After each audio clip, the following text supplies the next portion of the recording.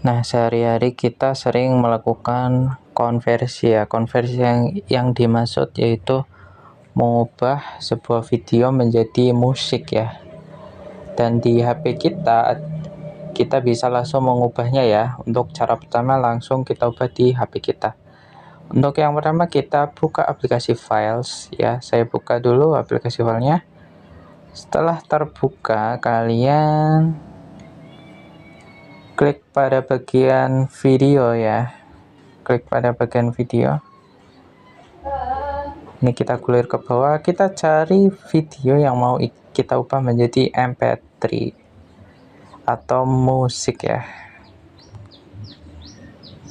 Saya akan pilih salah satu video ya. Saya pilih saja ya. Saya pilih ini ya.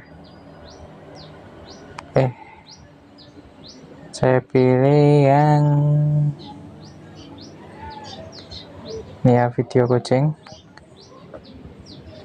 Terus kita klik ganti nama. Kita ganti nama. Nah, ini kan tulisannya .mp4 itu untuk ekstensi video. Kita ganti mp3. Oke, terus kita klik OK.